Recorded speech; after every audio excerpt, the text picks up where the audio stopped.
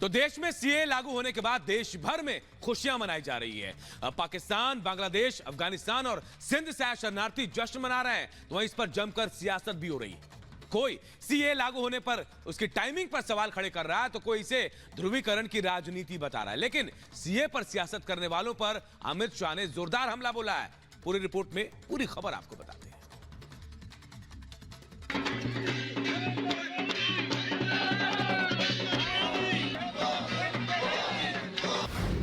CAA पर सियासत, विपक्ष की बढ़ी आफत।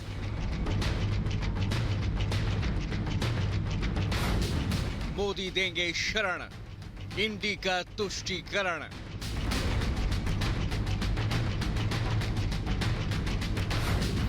विपक्ष बस भड़काएंगे, मोदी 400 पार जाएंगे।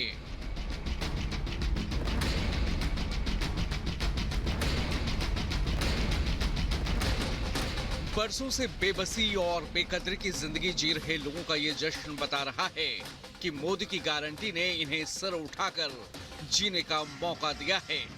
जिस सम्मान का इंतजार ये बरसों से कर रहे थे, वो मोदी सरकार इन्हें देने जा रही है। ये खुशी बता रही है कि इनके माथे से रिफ्यूजी का तमगा अब हटने वाला है और ये भारत के नागरिक बनने जा रहे हैं। बहुत खुशी है। आज के पहले हम शरणार्थी थे, आज हम हिंदुस्तानी हैं। तो है जो मुमकिन कराया है मोदी जी ने, जो हमारे लिए कानून बनाया, हम उसका दिल से आभार प्रकट करते हैं। हम नहीं, पूरा अफगानिस्तान। ये देख लो, हम किससे और कोई छीनना नहीं चाहते हैं। एक हमारे को अधिकार मिल गया है। हम हिंदुस्तान में 30 साल से हैं, पर किसने हमारे बारे नहीं सोचा? ये मोदी जी है जो हमारे बारे सोचता है और मोदी जी करता है। लोकसभा चुनाव से ठीक पहले सीएए लागू करने के फैसले को जहां पीएम मोदी का मास्टर स्ट्रोक माना जा रहा है, तो वहीं इस फैसले ने सियासी तापमान बढ़ा दिया है। इंडी गठबंधन समेत कई विपक्षी दल सीएए लागू करने के फैसले को चुनावी चश्मे से देख रहे हैं। ममता बनर्जी हो या असदुद्दीन ओवैसी, अखिलेश यादव हो या फिर उमर अब्दुल्ला, सभी भड़काऊ बयानबाजी में लगे हैं। इलेक्शन का ब्यूगल बजने से चंद दिन पहले सीएए का नोटिफाई किया जाना, शायद इसी से पता चल जाता है कि इसके पीछे मकसद क्या है। जाहिर सी बात है कि बीजेपी मजहब का इस्तेमाल करना चाहती है आने वाले पार्लिमानी इलेक्शन में। सीएए को आपको एनपीआर और एनआरसी से जोड़कर देखना जरूरी है। क्या अमित शाह पार्लियामेंट में मेरा नाम लेकर नहीं कहे थे कि ओवैसी जी एनपीआर एनआरसी भी आएगा? क्या अमित शाह कई टीवी इंटरव्यूज में नहीं कहा था कि एनपीआर एनआरसी आएगा? जब सीएबी था, बाद में सीएए वो एक्ट हो गया, वो जब सीएबी बिल था, जब उनका ऑन रिकॉर्ड इंटरव्यू है पार्लियामेंट में, उन्होंने कहा है। सीएए लागू होने के बाद सबसे ज्यादा बौखलाहट पश्चिम बंगाल के सीएम में देखा जा रहा है। जो कानून नागरिकता देने का काम करेगा, उसे लेकर दीदी अल्पसंख्यकों में भ्रम पैदा कर रही हैं। अपनी बात में वजन डालने के लिए सीएम ममता ने रमजान का सहारा लिया। एनआरसी करते देबो ना, कारो अधिकार काटते देबो ना, काउके वंचना करते देबो ना, काउके लांछना करते देबो ना। এর জন্য যদি আমার জীবনও যায়, আমি জীবন দিতে তৈরি। বাংলার মানুষের অধিকার আমি কিছুতেই কাটতে দেব না। ममता सरकार लगातार सीएए की खिलाफत करती रही हैं। आखिर इस डर की वजह क्या है, ये जानना भी जरूरी है। दरअसल देश में 3 से 4 करोड़ मतुआ हिंदू समुदाय के लोग हैं। बात बंगाल की करें तो यहाँ करीब 2 करोड़ मतुआ आबादी है, जो करीब 10 लोकसभा सीटों को प्रभावित कर सकते हैं। सीएए लागू होने से इन्हें नागरिकता मिल सकेगी, जिससे बंगाल में बीजेपी की पकड़ मजबूत हो जाएगी।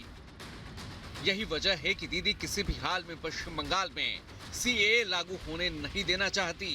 आलम यह है कि सीएए के खिलाफ ममता बनर्जी रोड शो करने को तैयार हैं। फिलहाल सिलीगुड़ी में होने वाले रोड शो को रद्द कर दिया गया है। वहीं बात असम की करें तो वहां ऑल असम स्टूडेंट्स यूनियन समेत कई संगठनों ने सीएए के खिलाफ विरोध प्रदर्शन किया है, जिसे देखते हुए असम के कई जिलों में सुरक्षा बढ़ा दी गई है। लोकसभा चुनाव को देखते हुए विपक्ष जहां सीएए का विरोध कर रहा है, तो वहीं बीजेपी प्रधानमंत्री के फैसले की वकालत कर रही है। इससे नागरिकता मिलेगी, छीनी नहीं जाएगी। और मुझे लगता है विपक्षी दल नहीं चाहते कि उत्पीड़न जिनका हो रहा है ऐसे माइनॉरिटीज का उन देशों वालों को भारत नागरिकता दे। देश के अंदर भी लोग ऐसे हैं जो 70 साल से इंतजार कर रहे थे नागरिकता का, नहीं दी कांग्रेस ने, भारतीय जनता पार्टी की सरकार ने किया। सीएए को लागू करने के लिए विशेष रूप से प्रधानमंत्री मोदी का अभिनंदन किया, उन्हें आभार व्यक्त किया। निश्चित रूप से ममता बंदोपाध्याय जानबूझकर वोट बैंक की राजनीति के लिए कुछ समुदायों को भड़काएगी, लेकिन हर हिंदुस्तानी जानता है कि नरेंद्र मोदी का ये निर्णय न्याय संगत है, ह्यूमन डिसीजन। सीएए लागू होने से जहां करोड़ों शरणार्थियों को नागरिकता मिलने की उम्मीद जगी है, वहीं विपक्ष को डर है कि कहीं सीएए उनके सियासी समीकरण ना बिगाड़ दें। यही वजह है कि इंडी गठबंधन के कई नेताओं ने डर वाली सियासत शुरू कर दी है। विशेष समुदाय को भड़काकर ध्रुवीकरण की कोशिश की जा रही है। अब देखना होगा कि मोदी की गारंटी के सामने विपक्ष की ये चाल कितनी कारगर साबित हो पाती है। Bureau report, Republic Bharat.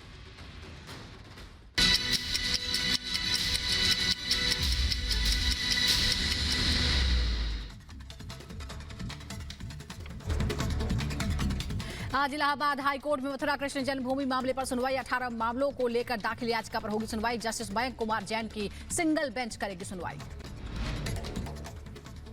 Mafia Mukhtar Ansari हथियारों के फर्जी लाइसेंस मामले में दोषी करार। वाराणसी की एमपी एमएलए कोर्ट आज सुनाएगी सजा। मुख्तार को हो सकता है आजीवन कारावास। दिल्ली शराब घोटाले में मनीष सिसोदिया की क्यूरेटिव याचिका पर आज सुप्रीम कोर्ट में सुनवाई होगी। सिसोदिया की जमानत याचिका सुप्रीम कोर्ट ने 30 अक्टूबर को खारिज कर दी थी। हरियाणा के नए मुख्यमंत्री नायब सिंह सैनी का फ्लोर टेस्ट को लेकर बड़ा दावा। 48 विधायकों के समर्थन का दावा किया। हरियाणा के सीएम बनने के बाद नायब सिंह सैनी ने आज विधानसभा सत्र बुलाया। सदन में बहुमत साबित करेगी बीजेपी सरकार। हरियाणा में बीजेपी से गठबंधन टूटने के बाद जेजेपी की आज बड़ी रैली। हिसार में दुष्यंत चौटाला का शक्ति प्रदर्शन। यूपी के आगरा में भीषण आग का तांडव। 2 बस और 1 ऑटो में आग लगने से अफरा तफरी मची। यूपी के आगरा में बस में शॉर्ट सर्किट के कारण लगी आग। कड़ी मशक्कत के बाद आग पर काबू पाया गया। ग्रेटर नोएडा में कई दुकानों में लगी भीषण आग। इलाके में मचा हड़कंप। 4 मूर्ति चौराहे पर हादसा हुआ। दमकल के 8 गाड़ियां मौके पर मौजूद। हैदराबाद में रमजान के पहले दिन एक होटल के बाहर मची भगदड़। रमजान के मौके पर फ्री खाने का दिया गया था ऑफर। यूपी के लखीमपुर खीरी में 50 घरों में अचानक आग लग गई। आग लगने से एक मवेशी झुलस गया। आग लगने के कारण अभी स्पष्ट नहीं।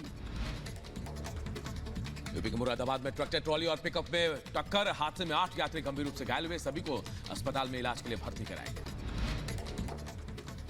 यूपी की बांदा पुलिस ने 50,000 के इनामी बदमाश को गिरफ्तार किया है। गांजे की तस्करी के मामले में 2017 से फरार चल रहा था। यूपी के सीतापुर में एक गांव के बाहर मिला युवक का शव। शादी समारोह में शामिल होने गया था युवक। परिवार में छाया मातम। और बिहार के मुजफ्फरपुर में शादी से पहले जीजा के साथ फरार हो गई युवती। परिजनों की शिकायत पर एफआईआर दर्ज। जांच में जुटी पुलिस।